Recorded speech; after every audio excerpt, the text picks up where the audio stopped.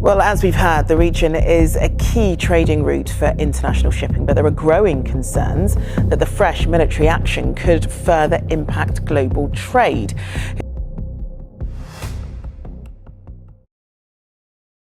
Have you ever wondered what's currently going on in Yemen?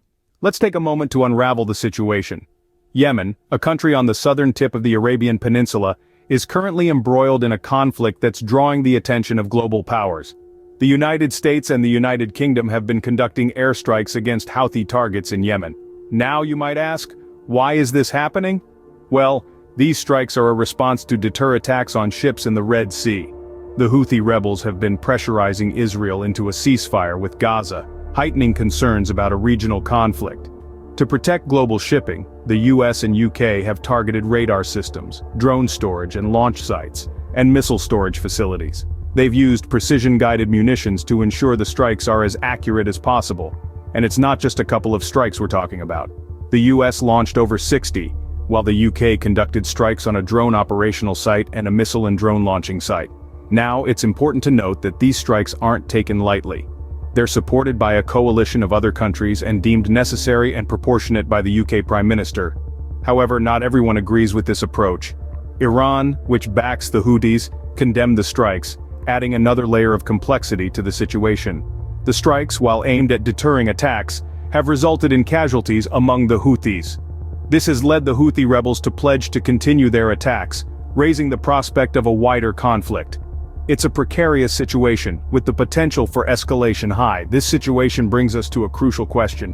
What happens if this conflict escalates into a full-blown war?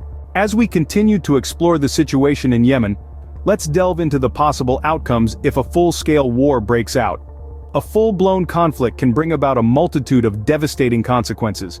At the forefront, we have to consider the potential for bombings and extensive damage to infrastructure.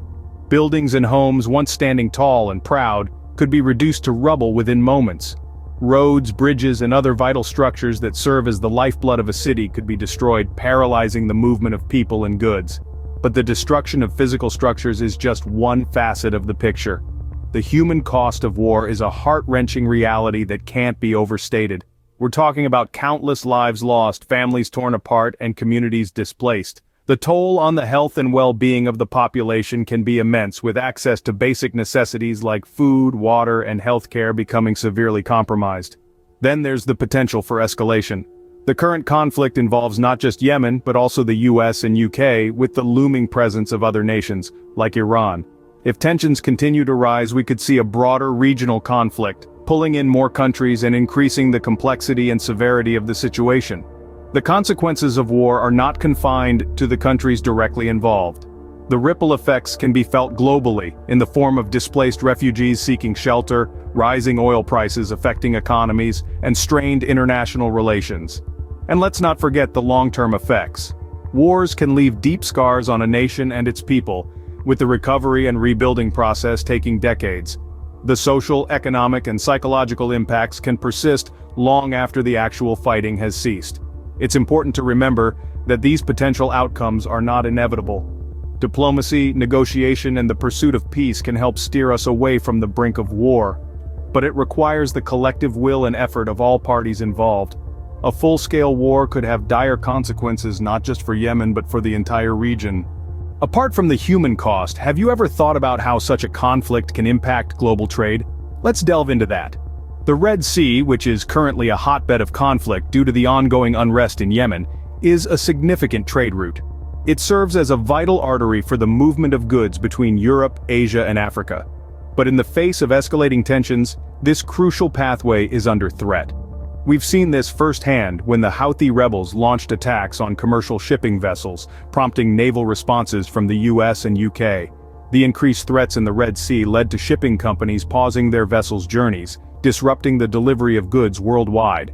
Imagine your local grocery store running out of your favorite imported coffee or chocolate, or the cost of your online purchases soaring because of delivery delays. Rerouting these ships is not a simple solution either. Sending them around the Cape of Good Hope could cause significant delays, which would impact not just individual consumers but entire economies. A slowdown in the shipment of goods, from oil to grain and consumer products, could lead to inflation and economic instability. Moreover, this conflict has the potential to morph into a global trade problem. With a regional conflict brewing, the safety of maritime traffic is at stake. The tensions in this region could easily spill over into other areas, further hampering global trade. And let's not forget about the role of Iran, acknowledged as a supporter of the Houthis. This adds another layer of complexity as it raises the specter of a wider Middle East conflict, which could further disrupt global trade.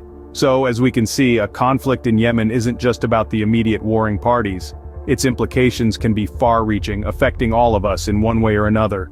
The goods we consume, the prices we pay, and the global economy we are a part of can all be influenced by what's happening in this distant country. A conflict in Yemen could potentially ripple out to impact the global economy. In the grand scheme of things, where do external powers stand in this conflict? As we delve into the intricate web of this conflict, it's clear that external powers are key players, each wielding their own influence to shape the course of events. Let's take a look at some of these influential entities. First up, we have Iran. Known for its backing of the Houthi rebels, Iran's involvement has been a significant factor in the escalation of tensions.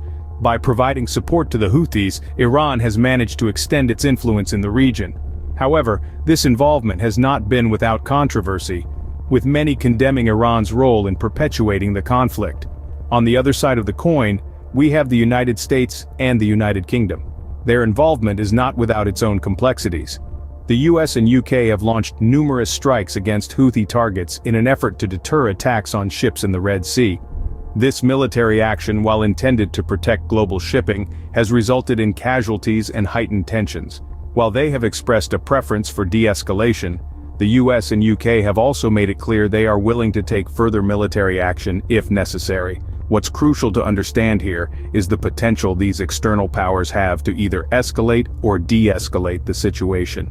The decisions they make, the actions they take, all have ripple effects that can significantly influence the course of the conflict. It's a delicate balancing act. On one hand, these powers are aiming to protect their interests and ensure the safety of global shipping routes. On the other, their involvement has the potential to exacerbate the conflict, leading to further suffering for the people of Yemen. In essence, the role of external powers in this conflict is a double-edged sword. Their involvement can either contribute to the resolution of the conflict or fuel its continuation. It's a complex and volatile situation, and the world watches with bated breath as events unfold. The role of external powers can significantly shape the future of this conflict. As we wrap up our discussion, what does the future hold for Yemen and the region? When we trace the threads of possibilities into the future, we see a tapestry of potential outcomes, each with its unique implications. The continuation of the current conflict is one such scenario, where the US and UK's intermittent strikes on Houthi targets persist and serve as a reminder of the volatile situation. This could lead to a stalemate, with neither side willing to back down and Yemen remaining in a state of unrest. However, there's also the dread of escalation into a full-scale war. A disastrous prospect indeed, where the echoes of explosions become a daily reality, and the Yemeni people bear the brunt of the devastation. This would not only result in a humanitarian crisis but could also destabilize the region further, potentially inviting other powers to join the conflict. But let's not forget there is a third scenario, one that we all hope for: a negotiated peace. This requires the international community to step up, mediate between the warring parties, and push for a ceasefire. It's a tall order, no doubt, but not impossible. The role of international diplomatic pressure and negotiation cannot be overstated in this context. The path to peace is fraught with challenges, but it is a goal worth striving for. It necessitates the collective effort of the world powers, not just in halting the immediate conflict, but in addressing the root causes that have led to this situation. The world needs to rally around Yemen, assisting in rebuilding its infrastructure, restoring its economy, and most importantly, healing its people. As we look to the future, we must remember that the stakes are high. Yemen stands at a crossroads, and the decisions made today will shape its tomorrow. The international community has a responsibility to guide this process towards peace and stability. The situation in Yemen is complex and evolving, but one thing is clear: the need for peaceful resolution is paramount for the people of Yemen and stability in the region.